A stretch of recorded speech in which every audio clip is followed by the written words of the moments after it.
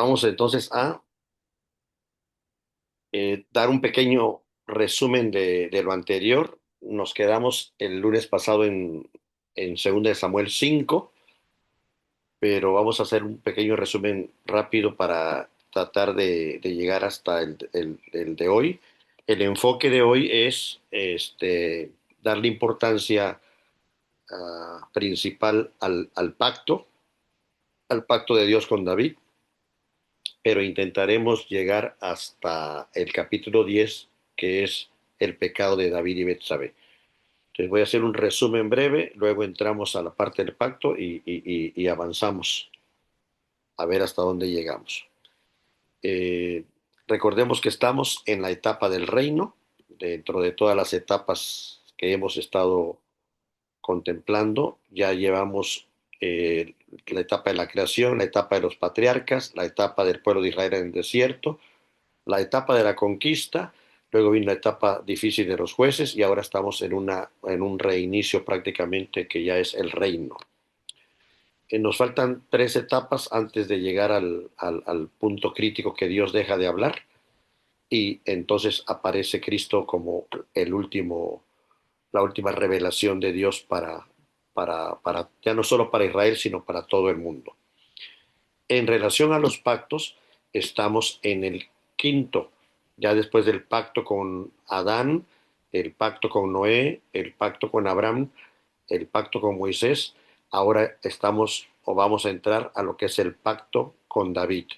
Y recordemos que es un solo pacto, es el pacto de Dios. Y ese pacto Dios se lo revela y eh, lo no solo lo da a conocer a alguien en especial que va a ser el representante del pacto, sino en cada etapa le añade un elemento más a esa revelación.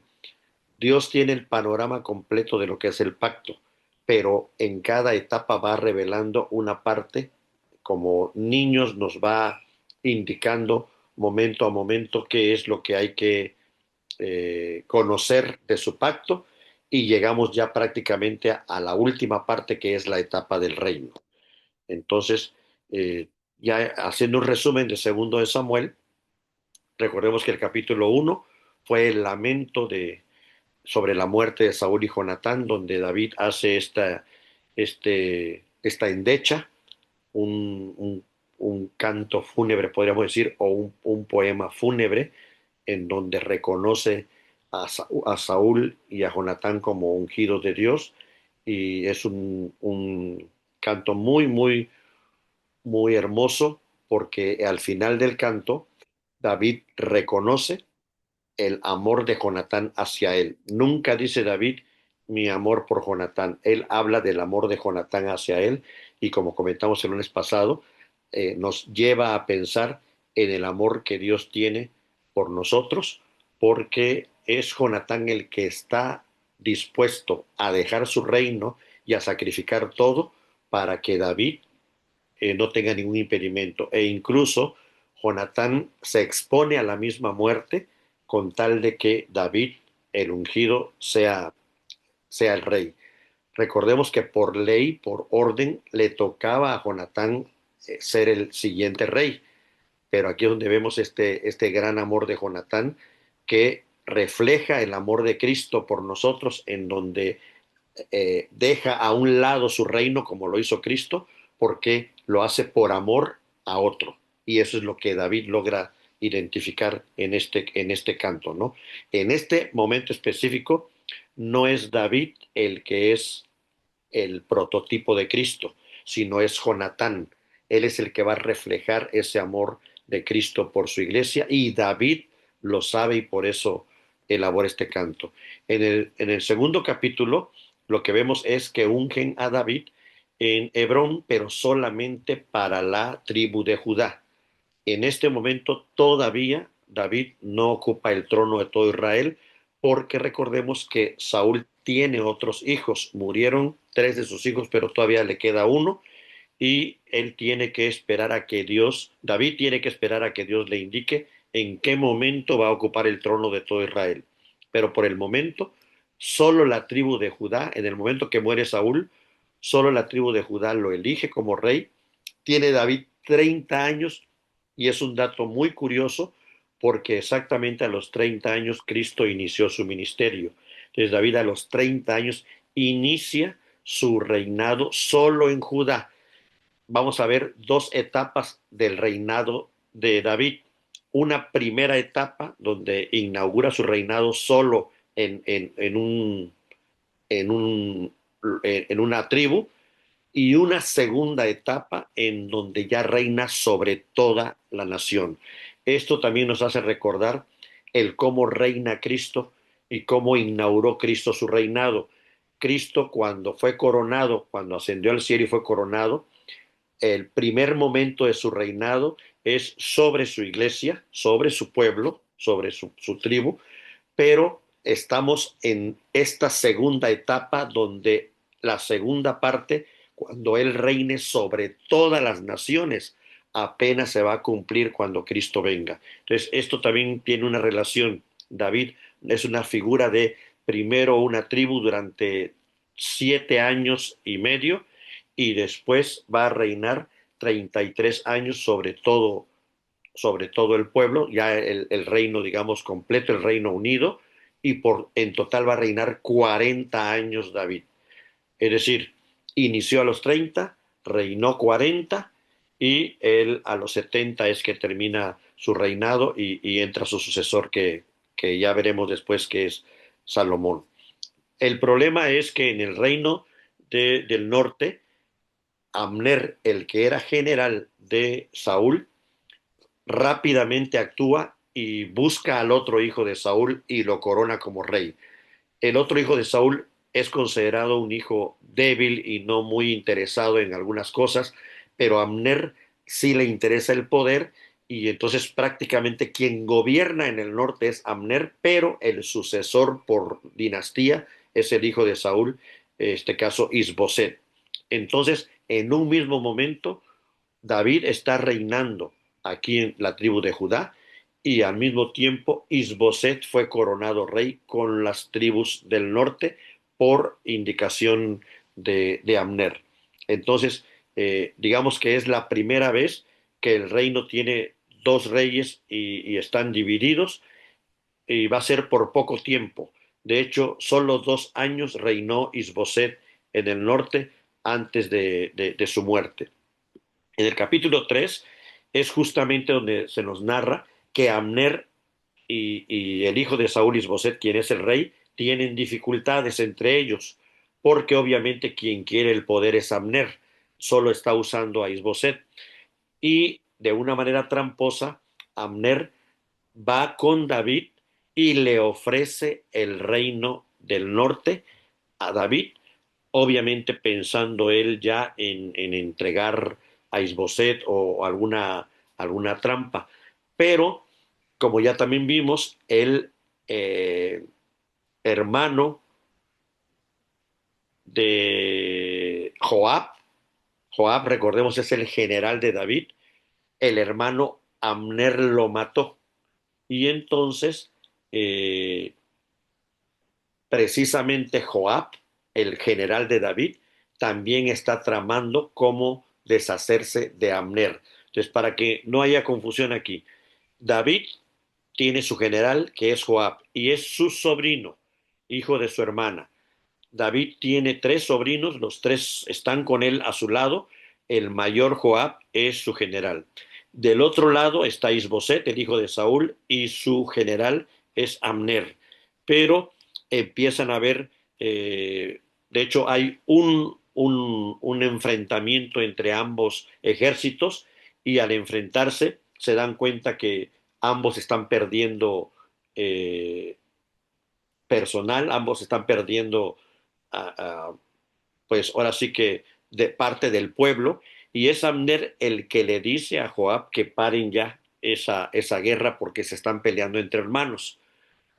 Abner se retira, pero el hermano menor de Joab lo persigue y es cuando Abner lo mata. Esto va a quedar ahí como en la mente y en el corazón de Joab y esperando en algún momento vengarse. Cuando Abner viene a hablar con David para entregarle el reino del norte es cuando Joab aprovecha la ocasión y le hace creer a Joab, ya, perdón, Joab, el sobrino de David, le hace creer a Abner que David lo volvió a hablar de regreso. Y cuando Abner regresa, pero sin que David se entere, Joab lo mata. Entonces Joab se convierte prácticamente en el vengador de su hermano, pero de una manera también tramposa. O sea, lo que estamos viendo aquí es muchas trampas, muchas formas raras, y David se deslinda de esto y él le dice al pueblo que él no tuvo nada que ver con la muerte de Abner, porque el pueblo podría sospechar que es David quien quiere ocupar el trono del norte a fuerzas, pero David incluso entierra a Abner y guarda luto, y con esto el pueblo se da cuenta de que David no tuvo nada que ver en la muerte de Abner. Por otro lado, eh, cuando Isboset se entera de que Abner ha muerto, pues a él le entra miedo. En este momento ya David había mandado a pedirle a Isboset que le regresara a su primera esposa, a Mical, la hija de Saúl que Saúl le entregó cuando él peleó con los filisteos. Y Isboset accede y le manda a Mical, aunque ella ya estaba casada con otra persona. Entonces David ya está con tres esposas. Mical, que fue la primera, pero con quien no había tenido ningún hijo. La segunda es Ainoam y la tercera es Abigail, la que había sido esposa de este hombre eh, que no ayudó a David y que precisamente Dios lo mató después, que ya recordemos también esta historia que ya vimos. Entonces, David tiene ya tres esposas, solo tiene hijos con la segunda y con la tercera, con Mical no, con Mical se acaba de reencontrar y es ahorita el grupo, digamos, lo que conforma la familia de David, que también hay un capítulo donde nos describen que tuvo obviamente más esposas y más hijos, y ahí nos hacen todo el recuento de toda la descendencia de David. Pero mientras tanto, en el reino del norte, Isboset tiene miedo ya que perdió a Abner, que es el que realmente el fuerte y el que gobernaba todo, y aprovechan dos generales más para meterse a escondidas. Otra vez vemos trampas, todo bajo el agua, todo mal, y a escondidas. Y mientras dormía Isboset, lo asesinan, le cortan la cabeza y se la llevan a David, creyendo que con esto caerían en gracia con David y David los reconocería.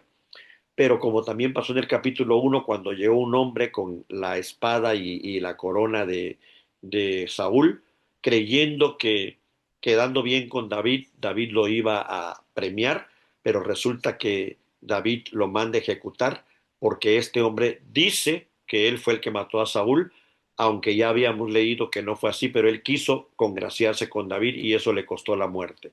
Lo mismo sucede con estos dos que matan a Isboset. Llegan con la cabeza de Isboset y David, en vez de alabarlos, los manda a ejecutar porque justamente lo que David quiere demostrar es que él no está buscando el reino del norte de mala manera ni a la fuerza, sino él va a esperar hasta que Dios se lo entregue. Toma la cabeza de Isboset y la sepulta junto con el cuerpo de Abner. Es decir, podemos ver que estos dos hombres, Abner e Isboset, pues hasta juntos tuvieron que ser sepultados. La historia los mantuvo unidos, ¿no?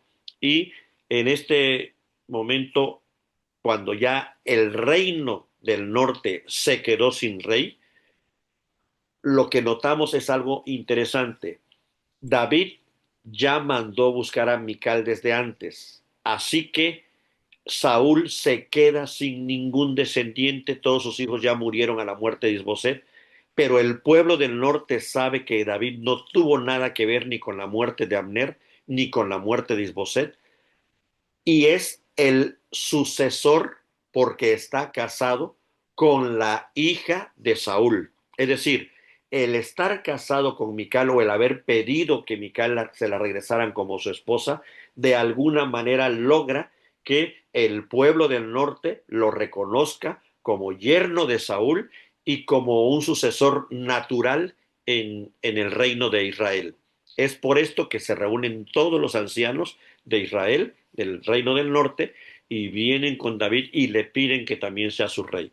Lo que el texto intenta narrarnos es que David nunca buscó de manera forzada o tramposa ser rey. Siempre se fue dando hasta que los ancianos lo solicitaban, aunque él ya tenía el ungimiento, aunque él ya tenía la promesa de Dios, él siempre esperó el tiempo de Dios y la forma en la que Dios lo iba a hacer rey sobre su pueblo. En esta narración también podemos vislumbrar que es exactamente lo que Cristo hace cuando viene. Él no quiere adelantarse a nada, él quiere hacer la voluntad del Padre. E incluso hay un momento en que Pedro saca su espada y le corta una oreja porque piensa que pueden defenderse e impedir la muerte. Pero Cristo le dice a Pedro, guarda tu espada, ¿tú crees que yo no puedo pedirle a mi Padre que me envíe una legión de ángeles y pelear contra todos estos? Pero no es así, le dice Jesús.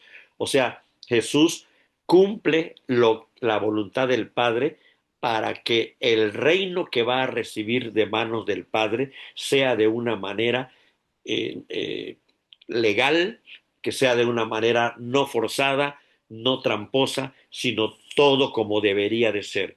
Y entonces el punto clave en la vida de Jesús es que en la muerte de Jesús iba a ser la victoria definitiva sobre el pecado, sobre el diablo y sobre la misma muerte, y en su resurrección es que él iba a asumir el poder y el reino de todo porque los grandes enemigos ya habían sido derrotados. Y es por esto que en la ascensión podemos llamarle, es la coronación de Cristo. Por eso cuando se despide de los discípulos le dice, toda potestad o todo poder o todo reino o todo dominio me es dado, tanto en el cielo como en la tierra. Esta es la frase que define que Jesús recibió en ese momento de su ascensión, ascendió como rey para sentarse a la diestra de Dios, a la derecha del trono, para reinar sobre cielos y tierra. Entonces, lo que indica aquí la vida de David es que esta espera hasta que Dios sea quien defina, según su voluntad, el momento del reinado, es lo que podemos notar de una manera más clara en la vida de Jesús, y no solamente más clara, sino definitiva.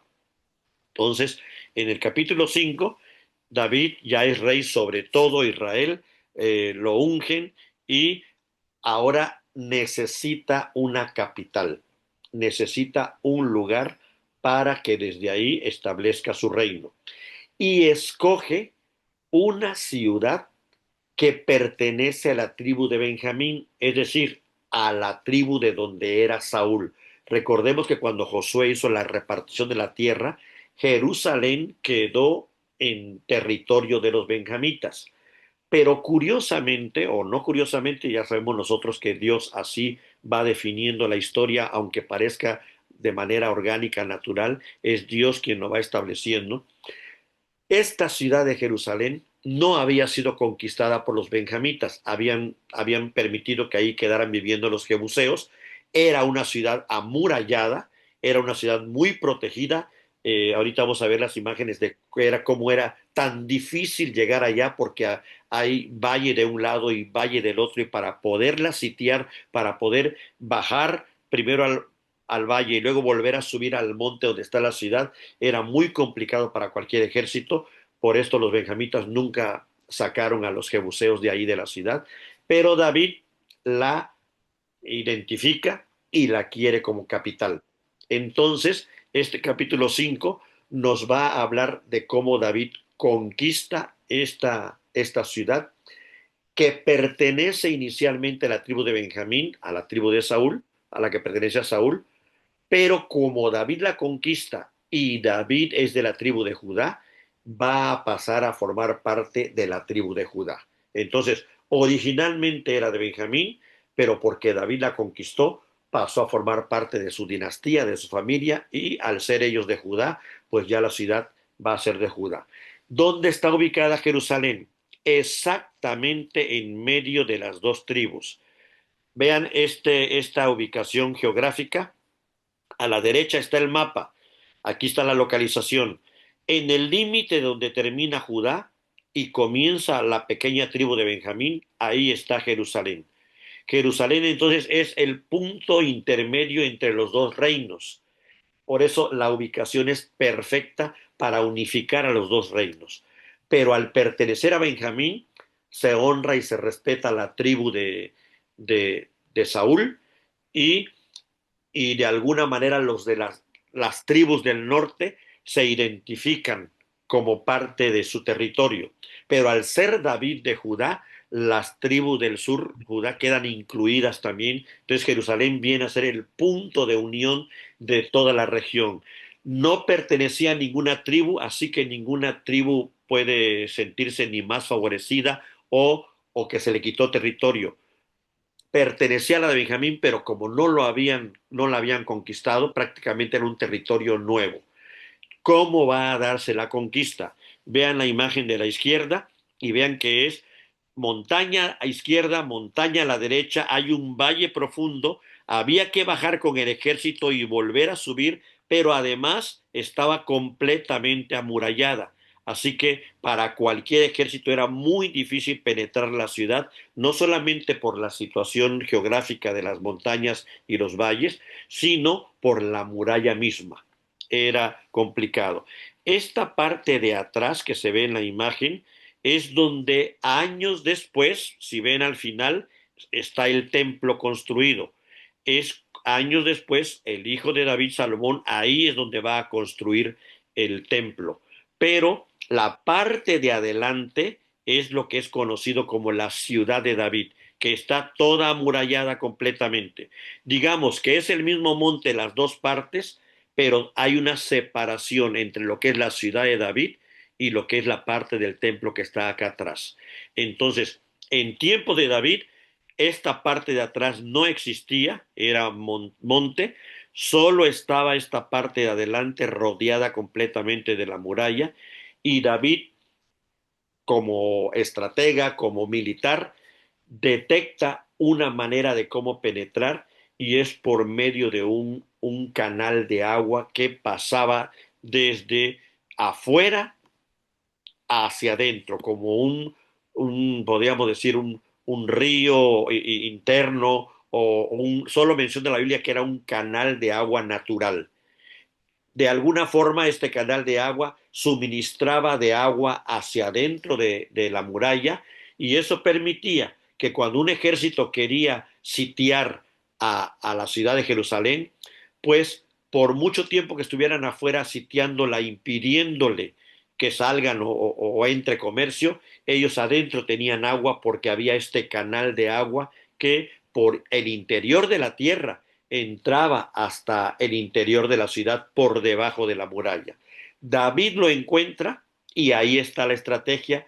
Entran por ahí, por ese canal, pero antes de eso, los de la ciudad de Jebús, los jebuseos, se burlan de David y le dicen que jamás podrá entrar a esa ciudad. O sea, ellos estaban segurísimos de que la protección natural que tenían, más la protección de las murallas, más su ejército, hacía imposible que nadie pudiera nunca penetrar a la ciudad. Y va a resultar de ahí una frase que ellos van a decir que va a estar relacionada con los mancos y con los ciegos. Prácticamente le dijeron a David, esta ciudad es impenetrable, que solamente los mancos y los ciegos podrían defenderla y tú no podrías nunca entrar. Era una frase burlona, como dando a entender que no necesitaban de ser expertos o que cualquier persona lisiada o cualquier persona que no viera podía defender la ciudad porque era impenetrable. Y es de ahí que va a surgir una frase que David mismo va a después a decir, en donde aún con sus mancos y sus ciegos, la ciudad iba a ser conquistada y por eso los mancos y los ciegos no se les iba a permitir entrar después a la casa. Aquí algunos han confundido esta frase de David haciendo creer que David profetizó que a los mancos y a los ciegos se les impedía entrar a la casa de Dios. Pero esto es mentira, no hay nada que avale esta teoría. e incluso yo hubo un tiempo que pensé que era así, pero no es así. La idea de David es que eso mismo que estos jebuseos tomaron como burla para él solo regresó la burla como diciéndoles, pues si tú dices que con tus mancos y tus ciegos son suficientes para defender la fortaleza, yo te digo que usa a tus mancos y a tus siervos, a tus ciegos, porque sí la vamos a conquistar. Y David, cuando habla ahí que los mancos y los ciegos no entrarán a la casa, no hace referencia a la casa de Jehová, porque incluso no existía todavía el templo. Muchos han usado esta frase para decir que David le impidió la entrada a los ciegos y a los cojos a la casa de Jehová, lo cual es mentira. David se está refiriendo a la misma ciudad de Jebús, que después será llamada Jerusalén, pero se está refiriendo a esos cojos y ciegos, jebuseos, que son los que estos del ejército usaron como burla. No se está refiriendo a todos, como la misma narración nos los va a mostrar después, el cómo David trata a la gente lisiada como en la narración que viene y a los ciegos. O sea, no es no es una definición de David de qué va a suceder con la gente discapacitada, ni tampoco tiene que ver con la casa de Dios como malamente se ha interpretado. David conquista la ciudad y deja ahí, se conoce ahora como la ciudad de David, esto que antes era Jebús, ahora es Jerusalén y ahora será llamada la ciudad de David. Ahí es donde va a vivir ahora su familia, construye él su casa, construye, supongo, casas para cada una de sus esposas y sus hijos, y ahí van a habitar toda la familia real con los funcionarios. Desde ahí David va a establecer el reino hacia todo el territorio del norte y hacia todo el territorio del sur. Es interesante aquí porque el Jerusalén no aparece todavía, digamos, como la gran capital del reino, sino es hasta el tiempo de David que se va a convertir en la capital. Sin embargo, históricamente, ¿qué ha pasado en esta misma región?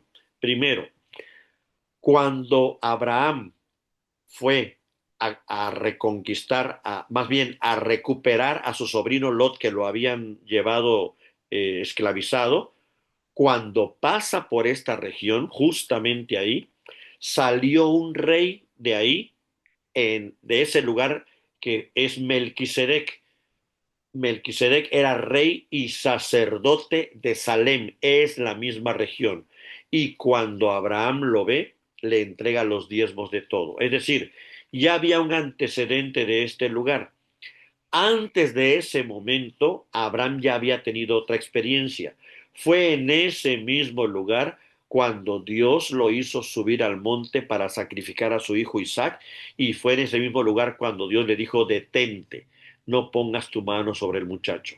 Entonces, es un lugar que tiene muchísima historia, el lugar geográfico, aunque todavía no conocido como Jerusalén, aunque todavía no una ciudad como ya la vemos en este momento, y todavía no era capital del reino como va a ser a partir de ahora con David. Es David quien define a Jerusalén como la capital de todo el reino, y es Salomón su hijo quien va a colocar ahí el templo posteriormente, pero porque Dios así lo indicó. No fue decisión de David, no fue decisión de Salomón. Fue Dios quien les dijo que ahí se construyera el templo.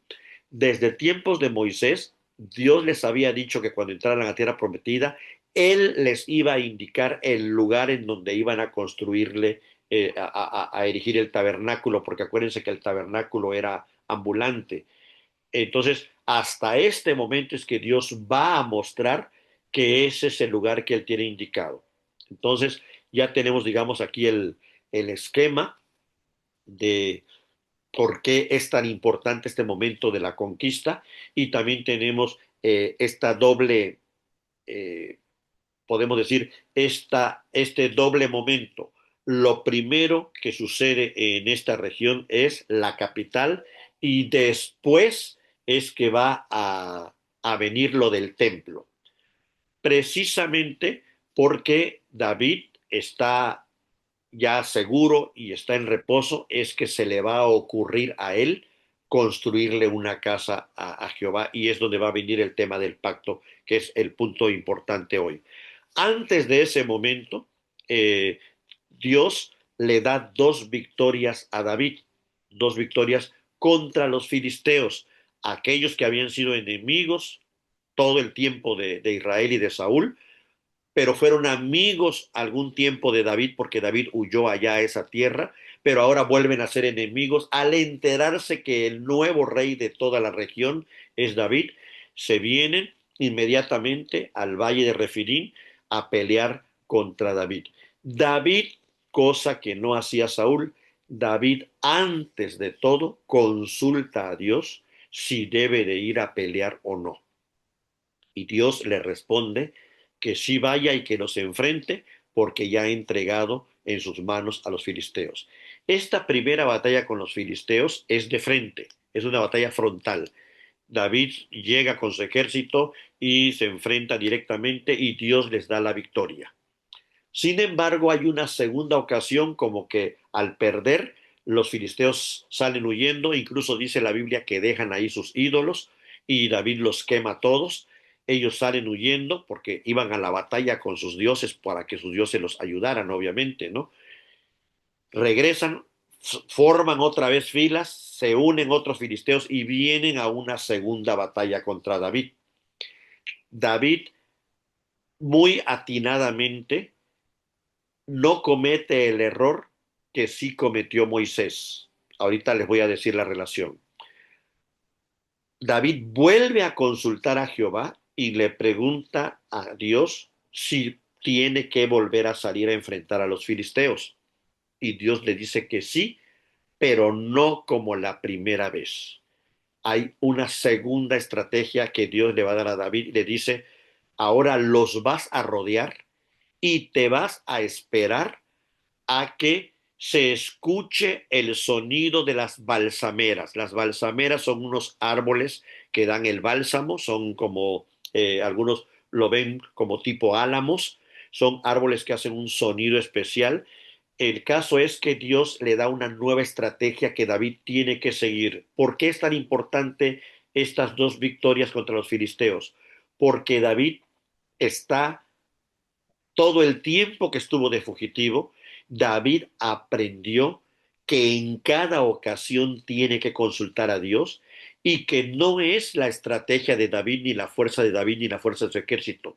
Es Dios el que les da la victoria y es por esto que tienen que esperar a que Dios les diga el cómo. Si David se hubiera precipitado como muchas veces lo hizo Saúl, él hubiera pensado que era todo igual, que era todo de la misma manera y se iba a ir a enfrentar otra vez a los filisteos como lo hizo la primera vez, iban a perder. Recordemos que es lo mismo que pasó con Josué. Josué en cada momento cuando consultaba a Dios, Dios le decía, ahora van a rodear la ciudad, no, ahora de frente, no, ahora rodéenlos. Cada momento Dios indica no solamente si deben de salir a pelear o no, sino la forma, precisamente para que todo el pueblo reconozca que quien da la victoria es Jehová y no es ellos por su propia fuerza. ¿En qué sentido dije que David no cometió el mismo error de Moisés? Recordemos cuando el pueblo pidió agua en el desierto, la primera ocasión Dios le dijo a Moisés, golpea la roca. Y la primera ocasión Moisés obediente golpeó la roca y salió el agua de la roca.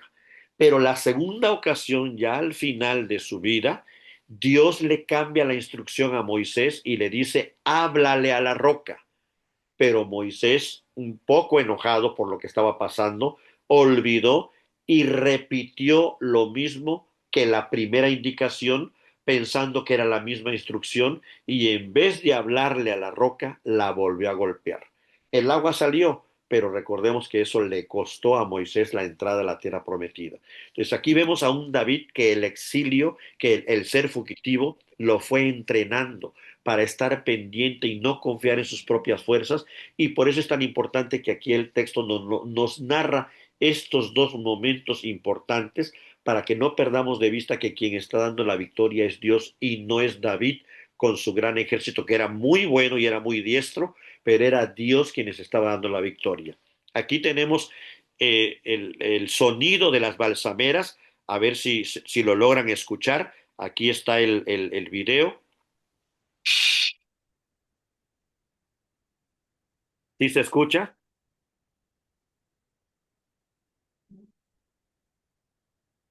¿Sí lo escuchan? Se escuchó poquito, pero ya ahorita ya no. Ajá. Eso era al principio. Ahí va.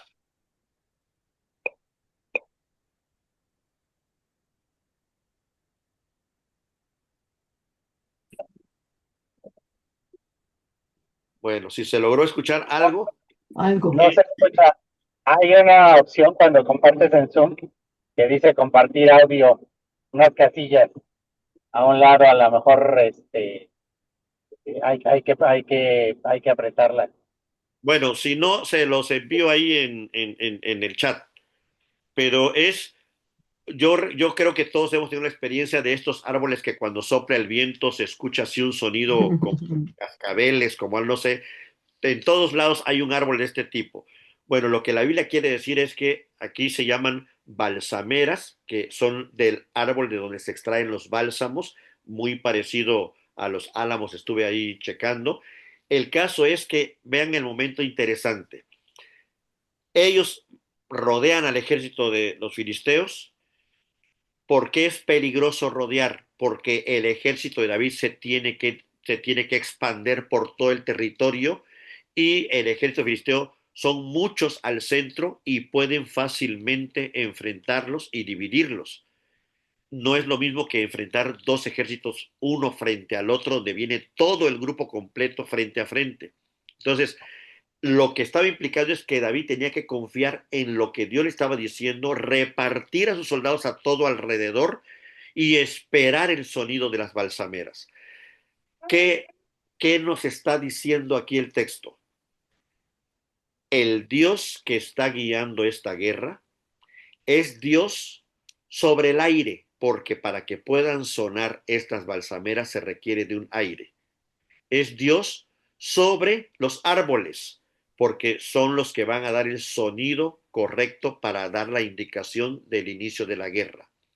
Pero es también Dios del tiempo, porque van a sonar exactamente cuando Dios quiera que ataquen, no en cualquier otro momento. Entonces yo me imagino, piensen que nosotros somos el ejército, estamos alrededor de los filisteos con temor porque si se dan cuenta, vienen hacia nosotros y nos pueden destruir, esperando que suenen las balsameras. Pero ¿qué hubiera pasado si desde que llegamos y rodeamos a los filisteos, las balsameras estuvieran suena y suena y suena y suena? Pues todos nos hubiéramos confundido y no sabríamos cuándo atacar. Pero lo que yo aquí deduzco es que había silencio, no había aire, todo estaba quieto, de tal manera que la instrucción de Dios fue exacta, que todo el ejército de David entendió perfectamente que era la señal de Dios, atacaron al mismo tiempo y como estaban por todos los frentes, pudieron destruir al ejército. Esto da a entender lo que les decía al principio. Dios le está recordando al pueblo que no solamente es Dios de Israel, es Dios de toda la creación, es Dios del tiempo mismo y es Dios de todas las naciones. Él no es Dios de una región ni de un pueblo como creían los filisteos. Los filisteos creían que cada región tenía un Dios y todos los pueblos cananeos también tenían esta idea. Pero aquí lo que notamos es que Dios les está indicando a David, confirmándole a David, pero también haciéndole notar a todo el ejército que quien está llevando la victoria, quien está llevando al pueblo a la victoria es Dios mismo. Por eso es tan interesante, digamos, esta narración de Segunda de Samuel 5. En Segunda de Samuel 6, hasta ahí nos quedamos la vez pasada. Ya entrando a Segunda de Samuel 6, es cuando David, ya estando en su casa, dice, en su palacio, aquí en Jerusalén, y Dios le había dado reposo ya de sus enemigos, es decir, ya no había ningún enemigo alrededor que quisiera atacarlos. Había reposo en la tierra. Entonces él moviliza 30,000 hombres para traer el arca de Dios que había quedado allá en casa de este hombre cuando los filisteos la regresaron y luego eh, el arca la mandaron en un carro nuevo y con algunas cosas de oro, pero la gente de ese pueblo vio el arca por dentro y hubo una mortandad ahí. Entonces la envían a otro pueblo y queda en casa de un levita resguardada el arca. Bueno, está cerca de Jerusalén, pero David quiere traer el arca hasta Jerusalén. Prepara una tienda en Jerusalén, también todavía no un lugar fijo, como un tipo tabernáculo, pero no es el tabernáculo. El tabernáculo, recordemos que estaba en Silo cuando Elí y sus hijos fallaron y fueron destruidos por los filisteos. Y de ahí no volvemos a saber del tabernáculo hasta ahora que nos vamos a enterar que está en Gabaón. Es decir, el arca está por un lado y el tabernáculo con el altar y con todos los demás enseres está por otro lado. David, por este momento, lo único que tiene pensado es traer el arca porque David entiende que el arca es la misma presencia de Dios. Él quiere la presencia de Dios en Jerusalén. Es aquí donde tiene este plan y manda a traer el arca de una manera precipitada. ¿Por qué? Porque no es que sea mala la intención, él quiere la presencia de Dios ahí en la capital, pero el procedimiento no fue el correcto, faltó de parte de David y de parte de los levitas y de parte de los sacerdotes recuperar toda la información que Moisés había dado y entender cómo debía de transportarse el arca.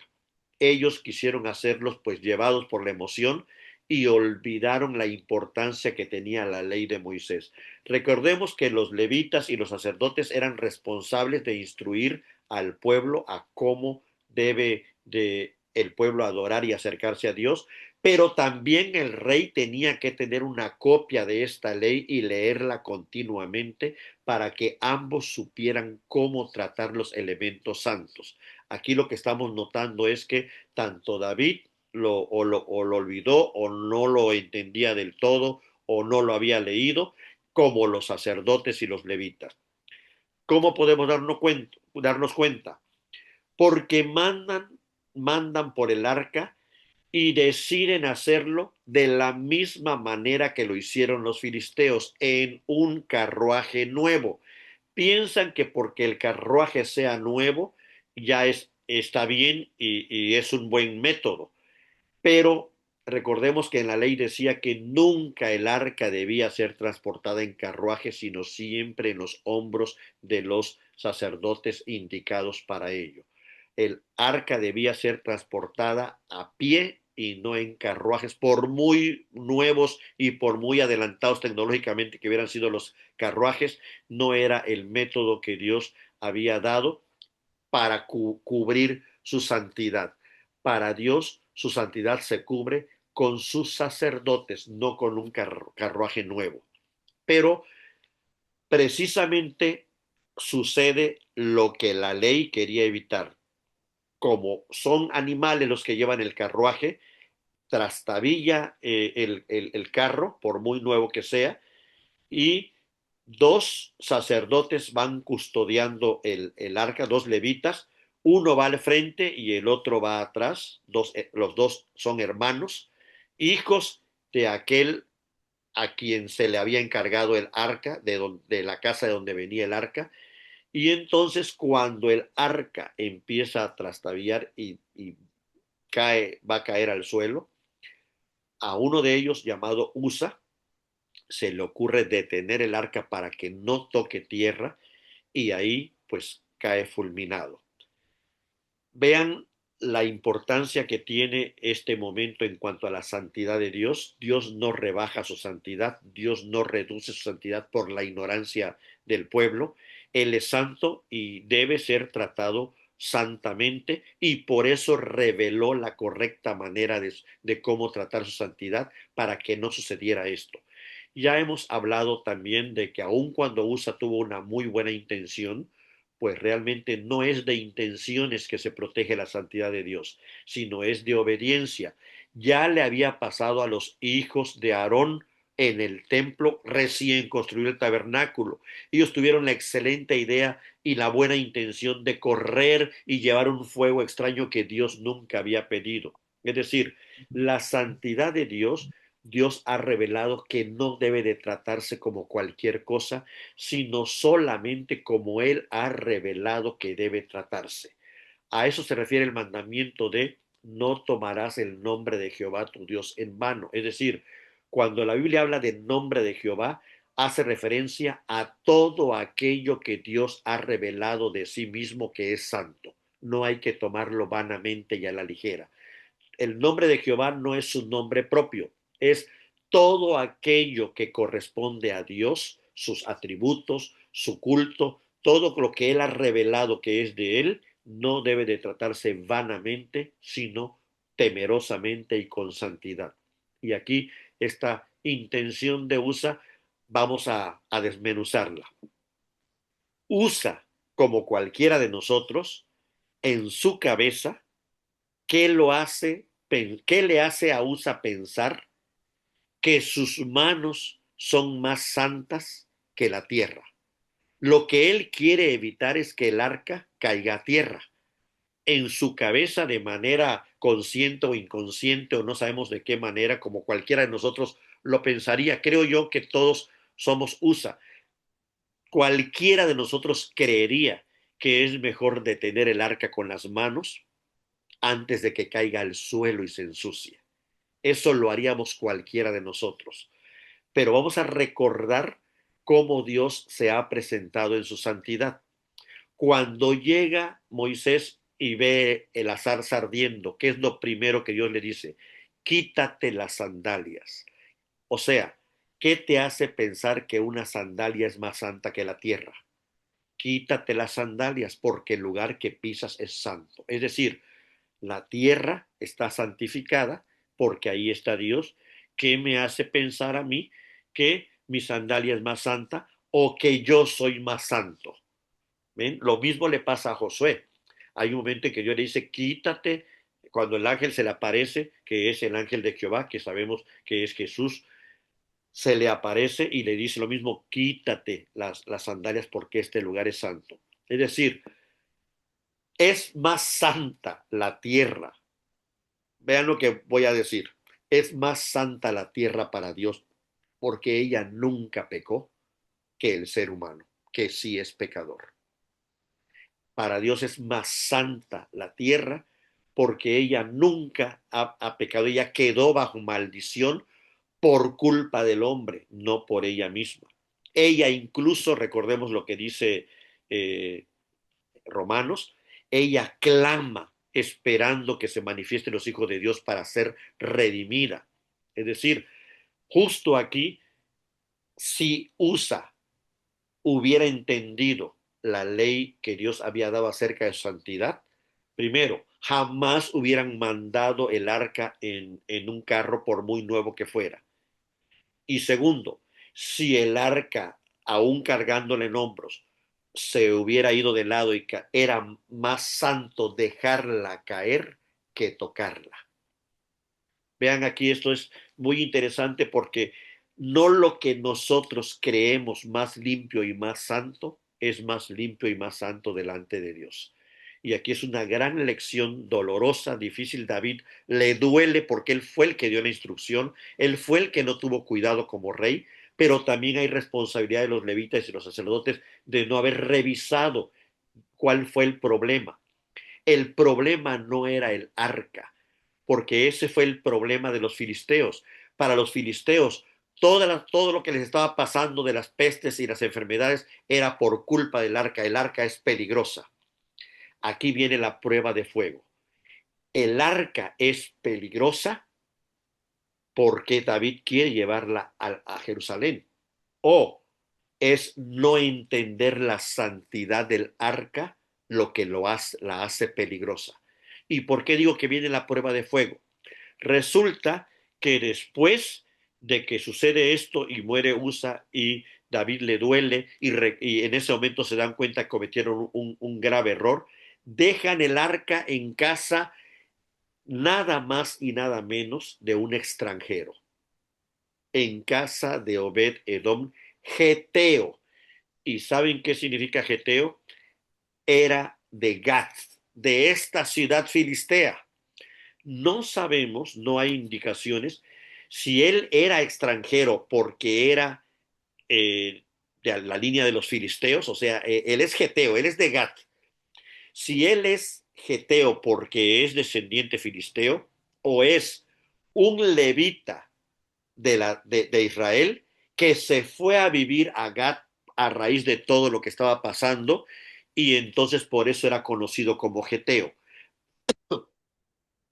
Pero lo que el texto nos está diciendo es que deciden dejarlo en casa de él, en casa de Obed-Edom, lo cual cobra mucho significado porque si él es filisteo extranjero, si es de Gad y no tiene relación con los sacerdotes, pues resulta que se va a mostrar en este capítulo que el arca no es peligrosa si se respeta la santidad de Dios.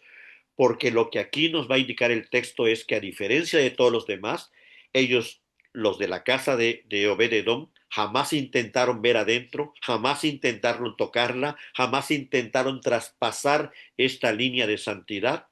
Y el resultado fue que durante el tiempo que estuvo el arca en casa de Obed-Edom, Dios bendijo a toda la familia y todo el pueblo, para todo el pueblo fue notorio que el arca es una gran bendición si estas líneas de santidad que Dios definió son respetadas. El arca no es peligrosa, sino se convierte en un grave peligro cuando la santidad de Dios no es respetada.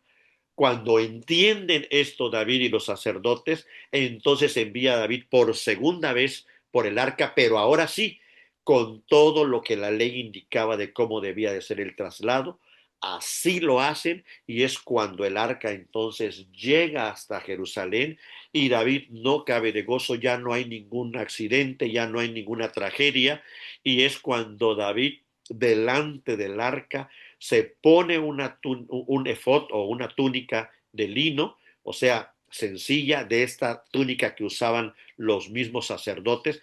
No es que David se quiera comparar a un sacerdote ni que esté usurpando un lugar que no le corresponde, sino lo que está mostrando David es que él está dispuesto a ponerse la ropa más humilde, que era la que usaban los sacerdotes. Una ropa de lino es la más sencilla, la más humilde, sin ningún adorno, sin ninguna corona, sin ningún atuendo de rey, sino simplemente con una ropa sencilla ponerse al mismo nivel de cualquier persona humilde y cantar y danzar y entrar a Jerusalén con el arca. Este es un gran momento porque nos da evidencia de que el peligro de la presencia de Dios no es Dios mismo, sino es que no se entienda su santidad, que no se entienda delante de quién estamos, que no se respete y se honre todo eso que Él ha revelado de cómo Él quiere ser adorado, sino que nosotros lo querramos adorar a nuestra propia forma, a nuestra propia manera, como a nosotros se nos ocurre, porque aunque sea muy buena la intención delante de Dios, Él mismo ha revelado cómo quiere ser adorado y eso es lo que a Él lo glorifica, lo que a Él lo enaltece, la obediencia de su pueblo, más que los rituales o los sacrificios. Hay otro rumor, podríamos decir aquí, de cuando Mical lo ve desde el palacio y dice que menospreció a David por esto que David estaba haciendo. Y hay quienes dicen, porque el texto un poco pareciera indicarlo, pero no es así, que David estaba medio desnudo. Hay algunas ilustraciones que lo ponen como vestido de la cintura para abajo, pero no vestido de la cintura para arriba. Otros que dicen que el lino era transparente y se veía todo. Nada de eso es así como lo está manifestando el texto. La indignación de Mical, el hecho de que lo vea como que no eran las vestiduras adecuadas, es porque para Mical era importante que David entrara con las vestiduras reales. ¿Cómo te atreves a presentarte así delante del pueblo? Tú eres el rey. Y recuerden que ella fue criada como hija de un rey. Para ella es denigrante ver a David vestido de una manera humilde, como cualquiera del pueblo. Él debería de tener sus vestiduras reales. Es por esto que David la va a enfrentar y le va a decir que si es necesario se humillaría más con tal de adorar a Dios correctamente. Entonces lo que estamos viendo aquí es a una Mical que está preocupada por la parte exterior y no por la humillación que un ser humano debe sentir ante la santidad y majestuosidad de Dios, que es la presencia del arca, contra un David que él no le importan sus cargos y sus coronas ni sus vestiduras, sino él la alegría que tiene es de que la presencia de Dios va a estar ahí donde él tiene su trono. Este acto de Mical es lo que le va a traer la grave consecuencia de nunca tener hijos. Esto hubiera sido en la línea, en la línea que venimos trayendo de las descendencias. Hubiera sido muy interesante que David y Mical hubieran tenido un hijo y él fuera el siguiente rey. Pero aquí, porque sería la unión de las dos dinastías, ¿no? La de David y la de Saúl. Pero aquí confirmamos que cuando Dios le dijo a Saúl que completamente había sido desechado y sus descendientes del reinado, recordemos, fue desechado Saúl y sus descendientes de no continuar con la línea del reinado, porque no fueron desechados todos. Recordemos que Jonatán es presentado en la Biblia como alguien temeroso de Dios y justo delante de Dios. Y es aquí donde la historia va a girarnos hacia otro lado para indicarnos que no va a ser por la línea de Mical. Y entonces vamos a esperar a ver, es por la línea de Ahinoam, la segunda esposa, por la línea de Abigail, la viuda, la que quedó viuda de este hombre insensato, o de parte de quién va a ser la línea que va a continuar. Y ahí nos deja en suspenso, digamos, el capítulo 6. Lo único que nos hace confrontar es que entendamos la santidad de Dios, el cómo Dios quiere ser adorado y que el acto de adoración debe de ser de la forma tan humilde que no importen los cargos, los atuendos, ni los vestidos acá, como después el Nuevo Testamento va a enfatizar que en la presencia de Dios evítense peinados ostentosos ni ropas ostentosas y que unos que prefieren sentarse adelante y que tener preferencia. O sea, todo esto va a resultar en el Nuevo Testamento con delante de Dios todos somos iguales. El más rico, el más pobre, el más preparado y el ignorante académicamente. Es cuando vamos a adorar a Dios, todos somos hermanos, no hay cargos, no hay puestos, no hay privilegios, no hay acepción de personas. Después de la adoración, cada quien ocupa el lugar que le corresponde. Es decir, en la hora del culto, en el momento del culto público, si a nuestra iglesia asistiera el presidente de la ciudad y el mendigo de la ciudad, deben de ser tratados de la misma forma, en el mismo lugar y tienen el mismo privilegio de adoración. Fuera de ahí, cada quien ocupa el lugar que Dios le ha puesto para los 6 días de la semana. Entonces esto va a ser algo muy, muy puntual, el por qué Mical prefiere este acto externo de las vestiduras y menosprecia a David por, porque se hizo igual a uno de los del pueblo, ¿no? Esto es lo que se conoce como el principio de adoración. y es que Dios debe ser adorado únicamente de la manera que Él ha prescrito en su palabra y no según la inventiva humana. Este es el principio de adoración principal. Pero el otro elemento que vemos aquí es que el acceso a Dios no es directo, necesitaban el arca. Es decir, siempre hay algo en medio entre Dios y el hombre. El hombre no puede tener acceso directo a Dios por su pecado y Dios no puede acercarse directamente al hombre por su santidad o el hombre moriría.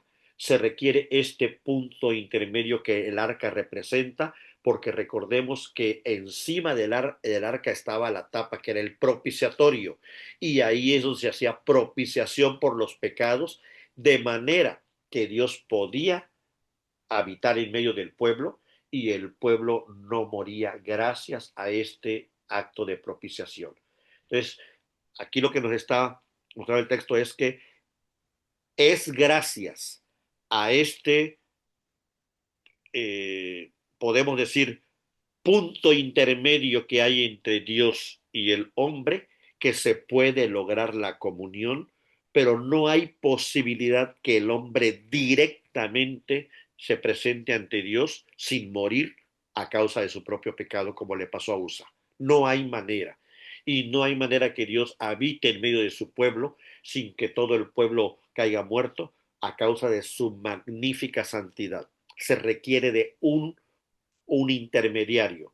El arca entonces está representando a Cristo. Él es nuestra arca, Él es nuestra propiciación, va a decir luego Pablo. Él es quien pudo ser el puente entre Dios y el hombre. Él es el que logró que la santidad de Dios no nos acribillara, no nos fulminara, y Él es el que logró que nuestro pecado pudiera ser propiciado, expiado, y ya Dios no nos vea más como pecadores, sino por Cristo ahora nos ve como limpios, como santos. Entonces, esto es lo que el arca está reflejando desde acá. Por eso es tan importante para David que la presencia de Dios esté ahí, porque si no está Dios en medio de su pueblo, el pueblo no podría avanzar, su reino no podría avanzar.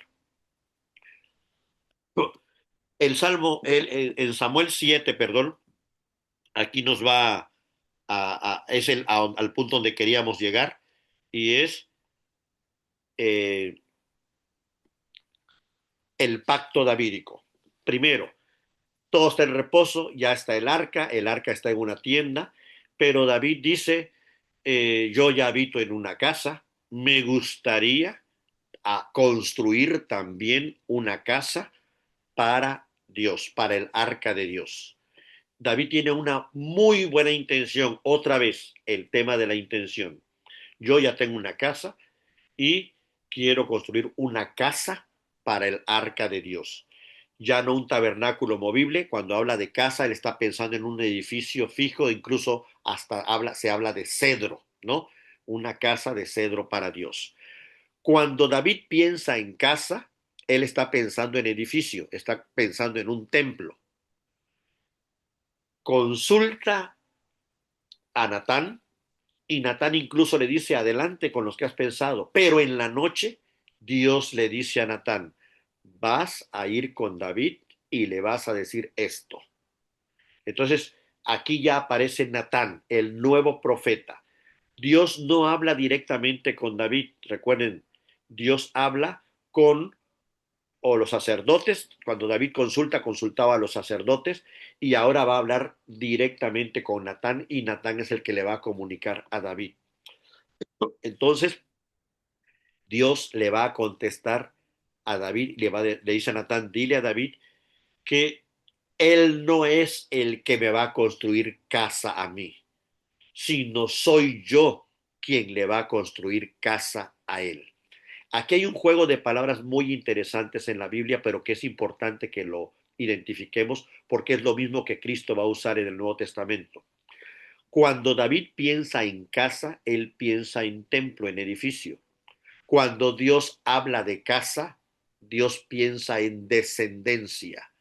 Dios está pensando en la casa de David, pensando en los descendientes de David. Es decir, es la misma palabra y se puede usar para las dos cosas, pero lo que el texto está revelando aquí es que Dios no está pensando en una casa hecha de hombres, sino él está pensando en la descendencia prometida a Eva, prometida a Abraham, reafirmada con Moisés y prometida a lo largo de toda la historia. Él le va a construir, o sea, él va a lograr, más bien, Dios va a hacer que David tenga una descendencia, pero esa descendencia va a ser eterna. Cuando esta revelación se le da a David, yo no sé qué pudo pasar en la mente de David. Estaría pensando David, a partir de ahora, toda mi dinastía, los hijos de mis hijos, de mis hijos, de mis hijos, van a ser siempre reyes de Israel y nunca va a haber un momento en que no haya ningún rey de Israel porque Dios está prometiendo una descendencia eterna.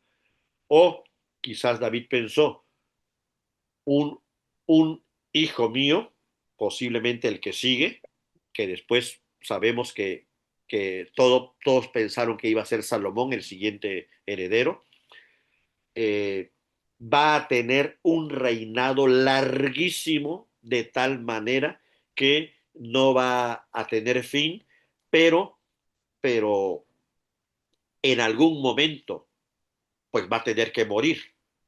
Entonces, ¿cómo interpretar esto que Dios le está diciendo de una dinastía eterna si aun cuando fuera un linaje de David que siempre fuera rey, pues obviamente todos ellos en algún momento morirían?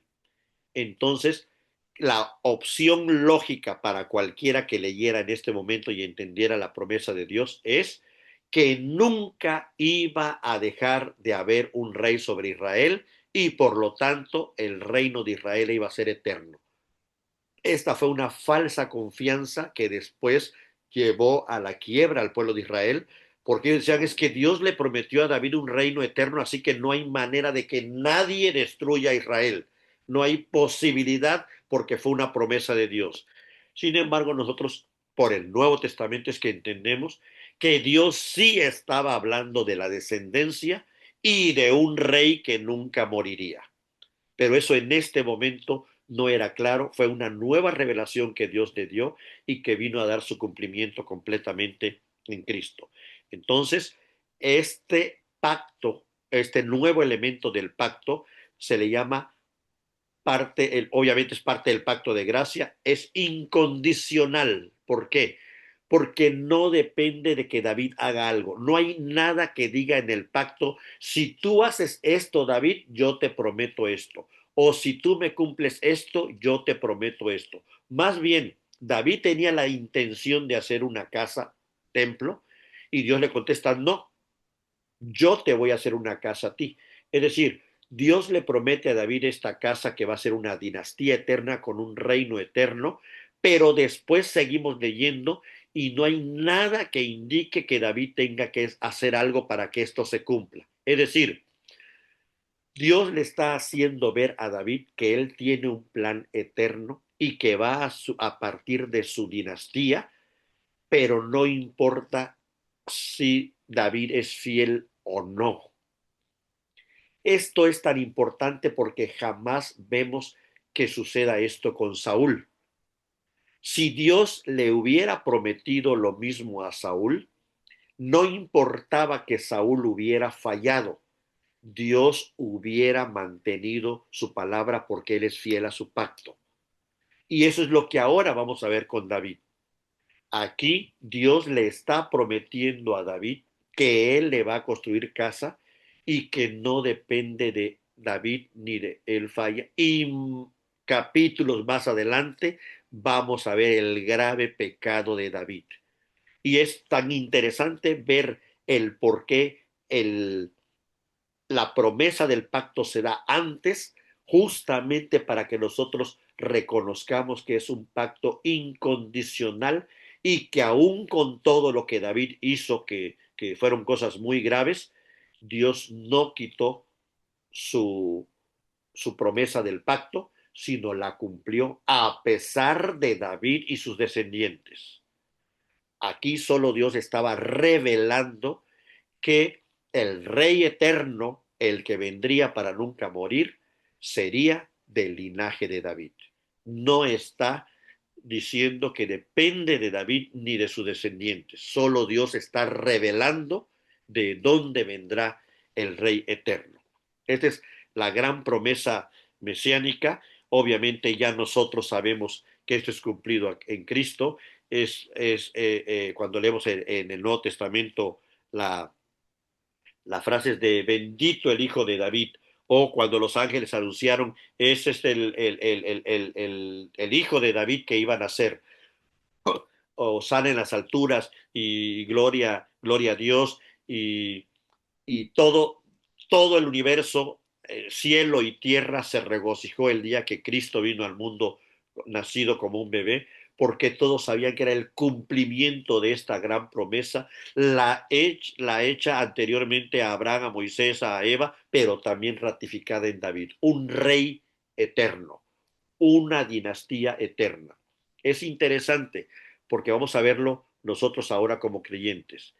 El que está sentado hoy a la diestra de Dios, que es el Hijo de Dios, es de la simiente de David. El que está sentado hoy, nuestro Señor Jesucristo, a la diestra de Dios, es de la simiente de David. La promesa hecha a David que de su descendencia sería eterna y vendría un rey cuyo reino no tendría fin, está cumplida en Cristo, porque Él es el rey que ya no morirá y es el rey cuyo reino no tiene fin. Esto es por eso tan importante este momento, esta nueva revelación que Dios da de su pacto. La frase que va a utilizar Samuel es: y será afirmada tu casa y tu reino para siempre delante de tu rostro, y tu trono será estable eternamente. ¿Qué enseñanza nos da aquí? Y con esto voy a concluir. Nos da este capítulo 7. Primero, ya todos sabemos que después Salomón sí construyó una casa, pero hasta que Dios lo indicó, a David solo le permitió Dios revelarle los planos y juntar el material, pero no le permitió construirla. Por eso le digo, la buena intención de David nunca fue concretada, pero David sirvió para reunir el material, para localizar el lugar exacto y para los planos. Pero quien llevó a cabo esta construcción fue Salomón, pero hasta que Dios lo indicó. Pero cuando Dios habla de casa, Él está hablando de la descendencia. Es por esto que Jesús en varias ocasiones va a decir que Él es el templo. Cuando vemos esta relación en el Nuevo Testamento, en donde el templo ya no es un edificio, y por eso dice Jesús, esto ya no va a quedar piedra sobre piedra.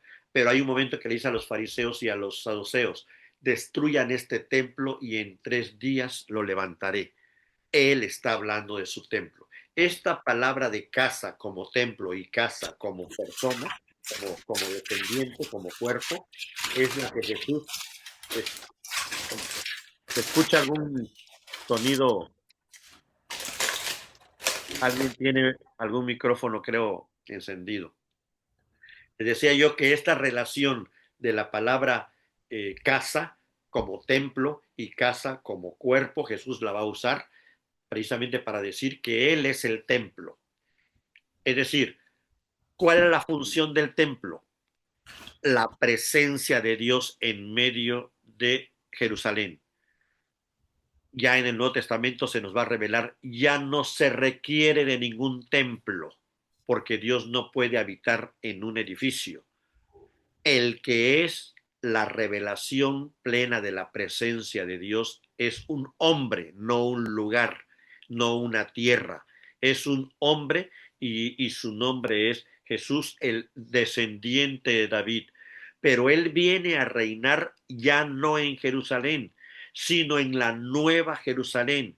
Y Él viene para ser rey no del Israel terrenal, sino del Israel espiritual, ese Israel que está en la mente de Dios. Desde el principio de la creación, Dios reveló que él quería un pueblo, pero nunca, nunca desde Génesis hasta Apocalipsis se indicó que Dios quería un pueblo geográfico. Él siempre habló de un remanente. Él siempre habló de un pueblo fiel. Es decir, siempre Dios tuvo en mente desde Eva hasta Cristo que iba a formarse para sí mismo un pueblo de gente redimida por la sangre de Cristo, que era de toda lengua, de toda tribu y de toda nación. Es por esto que aunque Israel vino a formar parte de este plan en términos terrenales y temporales, no todo Israel fue salvo, dice el Nuevo Testamento, y no todos los israelitas creyeron. Es decir, aunque ellos fueron de alguna manera sombra, pero Dios siempre incluyó gentiles, siempre incluyó a los egipcios, a los cananeos, a los filisteos, siempre estuvieron incluidos y la promesa a Abraham fue, en ti serán benditas todas las naciones. Es porque el plan de Dios indicaba que Él tiene una Jerusalén celestial, Él tiene un Israel espiritual y está conformado por gente de toda lengua, tribu y nación, y el requisito o el criterio principal de ese pueblo no es por la sangre ni por la carne, no es por el linaje, es por la fe. Siempre ha sido por la fe Abraham tal cosa, por la fe Rahab tal cosa, por la fe Sansón tal cosa, por la fe David. Siempre ha sido por la fe. ¿Y la fe en quién? En la presencia de Dios, en la presencia revelada de Dios. Es decir, la fe en Cristo. Siempre ha sido por fe y siempre será para fe. Y siempre ha sido un solo pueblo, un solo rey, un rey que inició su reinado aquí en la tierra la primera vez que vino, pero la segunda parte, o más bien la culminación de ese reinado será cuando regrese. Hasta aquí vamos a dejar la charla.